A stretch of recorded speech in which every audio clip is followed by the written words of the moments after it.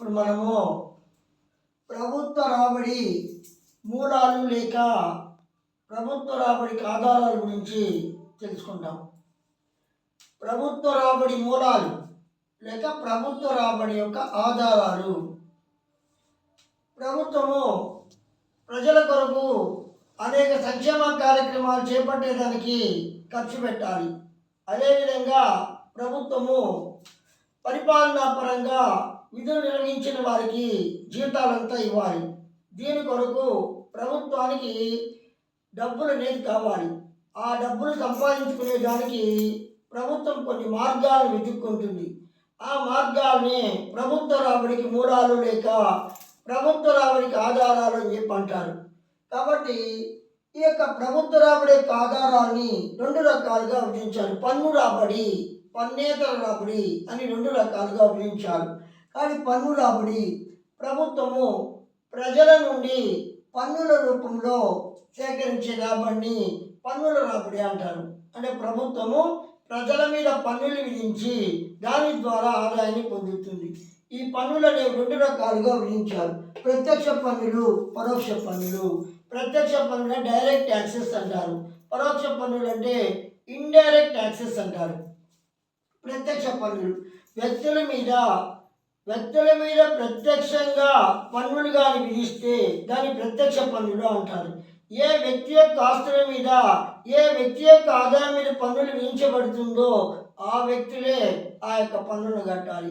వేరే వాళ్ళు పన్ను కట్టకూడదు. దీన్ని ప్రత్యక్ష పన్నులు అంటారు.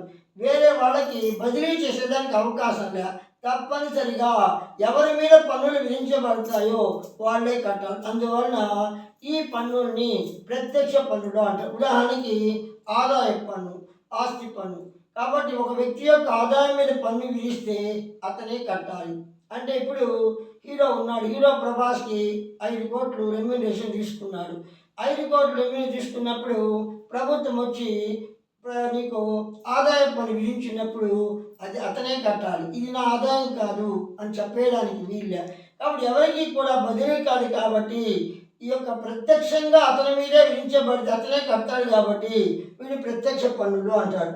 అదేవిధంగా ఆస్తి పైన పన్ను విధిస్తారు. ఓ జమీందారులకంతా కూడా కొన్ని ఆస్తులు ఎక్కువగా ఉంటాయి. ఆస్తులు వాళ్ళకి కొన్ని వేల ఎకరాల భూములు ఉంటాయి, ఎస్టేట్లు ఉంటాయి. ఆ యొక్క ఎస్టేట్ల మీద అంటే టీ ఆఫ్ ఎస్టేట్లు అంటారు. వాటి మీద నీకు ట్యాక్సులు విధిస్తుంది. దాన్ని ఆస్తులు అంటారు. ఆస్తుల మీద వచ్చే లాభాన్ని ఎవరికి ఆస్తులు ఉంటాయో వాళ్ళే నీకు పన్నులు కట్టాలి. కానీ వేరే వాళ్ళు కట్టనక్కర్లా. ఎవరి ఆస్తుల మీద పన్ను విధించబడుతుందో వాళ్ళే కట్టాలి. కాబట్టి ప్రత్యక్ష పన్నులు అంటారు. అదేవిధంగా నీకు కొంతమంది ఖర్చు పెడతారు. కొంతమంది ఒక వ్యక్తి వచ్చేసి బంగారం కొనుక్కునేదానికి కానీ లేకపోతే నీకు మంచి ఆభరణాలు కొనుక్కునేదానికి ఖర్చు పెడతారు.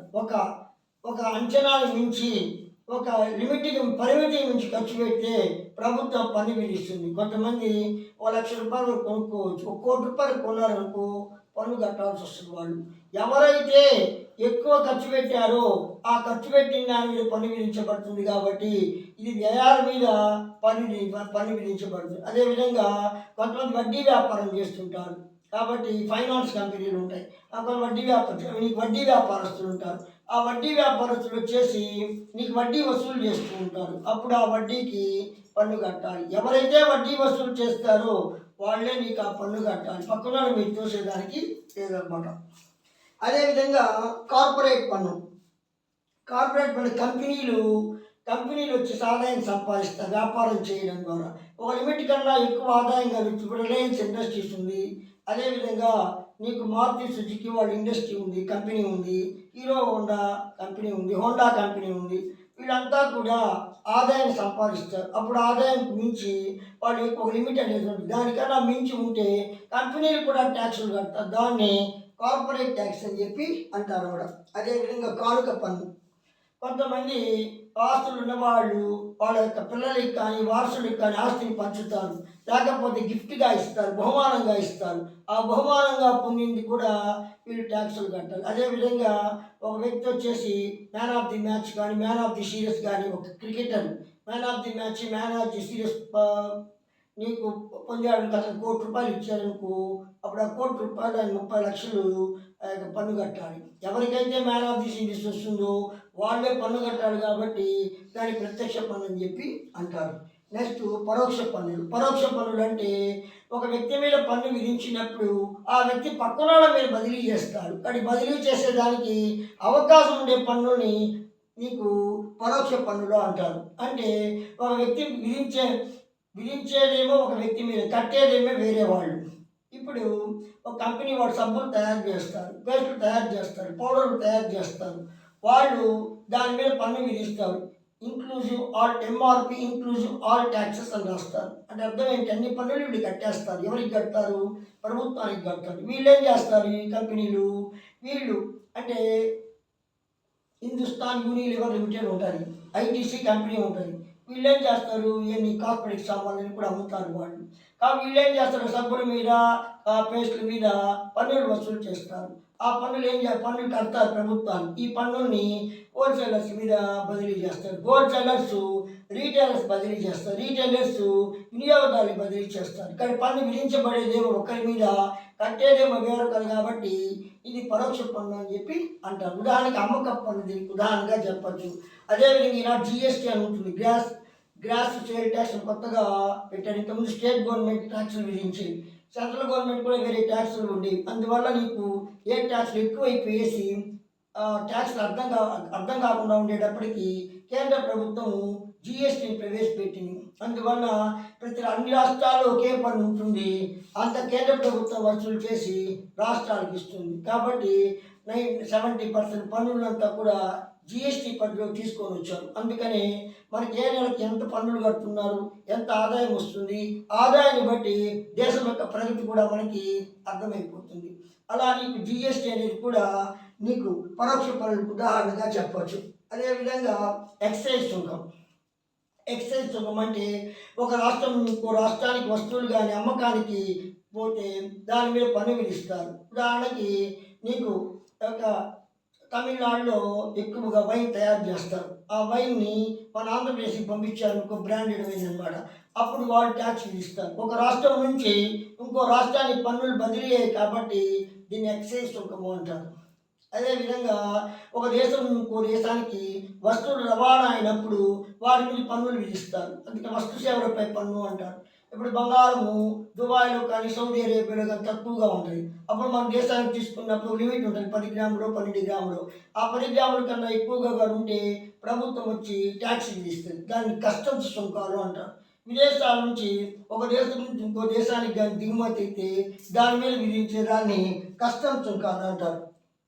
సేవా పన్ను, సర్వీస్ ట్యాక్స్ అంటారు. ఇప్పుడు మన ఇన్సూరెన్స్ కడితే వాళ్ళు సర్వీస్ ట్యాక్స్ విధిస్తారు. అదేవిధంగా మనం ఏదన్నా సరే మొబైల్ రీఛార్జ్ చేసినా, కమ్యూనికేషన్ సంబంధించి రీఛార్జ్ చేసినా అది వాళ్ళు అందించే సేవలు కాబట్టి వాళ్ళు సర్వీస్ ట్యాక్స్ అంటారు. అదేవిధంగా అట్లా నీకు డాక్టర్లు హాస్పిటల్స్ కట్టిస్తూ ఉంటారు. హాస్పిటల్ కట్టించినప్పుడు హాస్పిటల్ డబ్బులు కట్టినప్పుడు ఈ సర్వీస్ ట్యాక్స్ విధిస్తారు. పెద్ద పెద్ద కోచింగ్ సెంటర్లు ఉంటాయి, ఐఏఎస్ కోచింగ్ లక్షల్లో ఫీజులు తీసుకుంటారు. ఇంజనీరింగ్ కాలేజీలు ఉంటాయి, వాళ్ళు లక్షల్లో ఫీజులు తీసుకుంటారు. వాళ్ళు కూడా సర్వీస్ ట్యాక్స్ అనేది కట్టాల్సి వస్తుంది. అలా నీకు సర్వీస్ ట్యాక్స్ సేవా పన్ను అని చెప్పి అంటారు అన్నమాట. ఇంకా పన్నేతర రాబడి. పన్నుల ద్వారా కాకుండా ఇతర మార్గాల ద్వారా కూడా ప్రభుత్వం వచ్చి రాబడిని పొందుతుంది, ఆదాయాన్ని పొందుతుంది. దాన్ని పన్నుల ద్వారా కాకుండా ఇతర మార్గాల ద్వారా రాబడిని పొందింది కాబట్టి దాన్ని పన్నేతర రాబడి అంటారు. వీటిలో పరిపాలనా సంబంధ రాబడి, వాణిజ్య సంబంధ రాబడి, గ్రాంట్లు, రుణాలుగా చెప్పచ్చు. పరిపాలన సంబంధ రాబడి అంటే ప్రభుత్వము పాలనా పరంగా పౌరులకి కొన్ని సేవలు అందిస్తుంది. కాబట్టి ఆ యొక్క పరిపాలన సేవలు అందించిన దానివల్ల ప్రభుత్వానికి ఆదాయం వస్తుంది. ఉదాహరణకి నీకు రిజిస్ట్రేషన్ ఫీజు అంటే ఏదైనా మనం ఒక ల్యాండ్ కానీ ఒక అపార్ట్మెంట్ కానీ ఏదైనా రిజిస్ట్రేషన్ చేసుకోవాలి. ఒకరు అమ్ముతారు, ఒకరు కొంటారు. అమ్మిన వాళ్ళు ఎవరు, కొన్న వాళ్ళు ఎవరు అని చెప్పి రిజిస్ట్రేషన్ చేస్తారు. అంటే భూములు కావచ్చు, భవనాలు కావచ్చు, ఆస్తులు కావచ్చు, ఏమైనా దాని కొరకు ప్రభుత్వము పన్ను వసూలు చేస్తుంది. దాన్ని రిజిస్ట్రేషన్ ఫీజు అంటారు. అదేవిధంగా లైసెన్స్ రుసుము. మనం డ్రైవింగ్ లైసెన్స్ కావాలన్నా గన్ పెట్టుకునే లైసెన్స్ కావాలన్నా, వ్యాపారం చేయాలి లైసెన్స్ కావాలన్నా కూడా ప్రభుత్వం కొంత డబ్బు చెల్లించారు. దాన్ని పరిపాలనా సంబంధ రాబడిగా చెప్తారు. పెనాల్టీలు, జరిమానాలు. మనము స్కూటర్లో పోతున్నప్పుడు, కారులో పోతున్నప్పుడు రాంగ్లో పోయామనికి దానికి ఫైన్ విధిస్తారు మనకి. లేకపోతే ఈ టైం లోపల మీరు కానీ పన్ను కానీ చెల్లించకపోతే జరిమానా విధిస్తాము అని చెప్తారు. అవన్నీ కూడా నీకు పరిపాలనా సంబంధ రాబడిగా చెప్తారు. అంటే పాలనా పరంగా ప్రభుత్వం పౌరులకు సేవలు అందించిన దానివల్ల ఈ రాబడి అనేది నీకు వస్తుందన్నమాట. ఇంకా వాణిజ్య సంబంధ రాబడి. ప్రభుత్వము ఇతర కంపెనీలాగే కొన్ని ప్రభుత్వ రంగ సంస్థలు ఉంటాయి. ఆ ప్రభుత్వ రంగ సంస్థలు వస్తువులను తయారు చేసి ఆ వస్తువులు నీకు అమ్ముతాయి. అమ్మిన దానివల్ల ప్రభుత్వానికి ఆదాయం వస్తుంది. ప్రభుత్వము వ్యాపారం చేసిన దానివల్ల ఆదాయం వచ్చింది కాబట్టి దీన్ని వాణిజ్య సంబంధి రాబడి అంటారు. అంటే IOC, Indian Oil Corporation, BPCL, Bharat Petroleum Corporation Limited, Hindustan Petroleum Corporation Limited, Oil and Natural Gas Corporation, Hindustan Aeronautics Limited, BHEL, Bharat Heavy Electricals Limited, ఇవన్నీ కూడా ప్రభుత్వ రంగ సంస్థలు. ఈ ప్రభుత్వ రంగ సంస్థలు నీకు వ్యాపారం చేసిన దానివల్ల నీకు ప్రభుత్వ రంగ సంస్థలు వచ్చి వ్యాపారం చేసిన దానివల్ల ఆదాయం పొందుతాయి. ఆదాయం మీద పన్ను విధిస్తే దాన్ని మనము వాణిజ్య సంబంధ రాబడి అంటారు. అదేవిధంగా గ్రాంట్లు. గ్రాంట్ అంటే ఒక దేశం ఇంకో దేశానికి ఇస్తుంది. కేంద్ర ప్రభుత్వం రాష్ట్ర ప్రభుత్వానికి ఇస్తుంది. రాష్ట్ర ప్రభుత్వం స్థానిక ప్రభుత్వానికి ఇస్తుంది. దీన్ని గ్రాంట్ అంటారు. ఈ యొక్క గ్రాంట్లు ఇచ్చిన తర్వాత ఆ డబ్బులు తిరిగి చెల్లించవలసిన అవసరం లేదు. కాబట్టి వడ్డీ కూడా ఏముండదు, చెల్లించే అవసరం లేదు. దాన్ని మనం గ్రాంట్ అంటాం. గ్రాంట్ అని 2 రకాలుగా విధించారు. సాధారణ గ్రాంట్లు, ప్రత్యేక గ్రాంట్లు. సాధారణ గ్రాంట్లు అంటే ఏ పర్పస్కి ఇచ్చారో, ఏ పర్పస్ అనే సంబంధం లేకుండా, ప్రయోజనం లేకుండా ఇచ్చిన డబ్బు దేని కొరకైనా ఖర్చు పెట్టచ్చు. దాన్ని సాధారణ గ్రాంట్ అంటారు.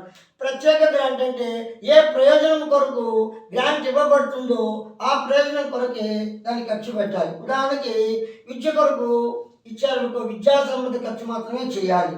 అదేవిధంగా ఆరోగ్యం కొరకు ఇచ్చారనుకో, హాస్పిటల్స్ నియమించేదానికి మాత్రమే ఖర్చు చేయాలి. అదేవిధంగా పల్సు పోలియోకి సంబంధించి ఇచ్చారనుకో, పల్సు పోలియోకి మాత్రమే ఖర్చు పెట్టాలి. అదేవిధంగా ఫ్యామిలీ ప్లానింగ్ ఇచ్చారనుకో, ఫ్యామిలీ ప్లానింగ్ ఆపరేషన్ కొరకే ఖర్చు పెట్టాలి. అలా నీకు గ్రాంట్లు అనేవి ప్రత్యేక గ్రాంట్లు అంటే ఒక ప్రత్యేక ప్రయోజనం కొరకు దాన్ని ఇవ్వబడితే ఆ ప్రత్యేక ప్రయోజనం కొరకే దాన్ని ఖర్చు పెట్టాలి. ఇంకా రుణాలు. స్వదేశీ రుణాలు, విదేశీ రుణాలు. ఒక ప్రభుత్వం తన దేశంలో ఉండే ప్రజల దగ్గర నుంచి, సంస్థల దగ్గర నుంచి రుణాలు తీసుకుంటే స్వదేశీ రుణాలు అంటారు. విదేశాల నుంచి IMF, ప్రపంచ బ్యాంకు, ఇంటర్నేషనల్ మానిటరీ ఫండ్, అంతర్జాతీయ ద్రవ్యనిధి సంస్థ అంటారు. దాని నుంచి రుణాలు తీసుకుంటే విదేశీ సంస్థ నుంచి రుణాలు తీసుకున్నట్లు.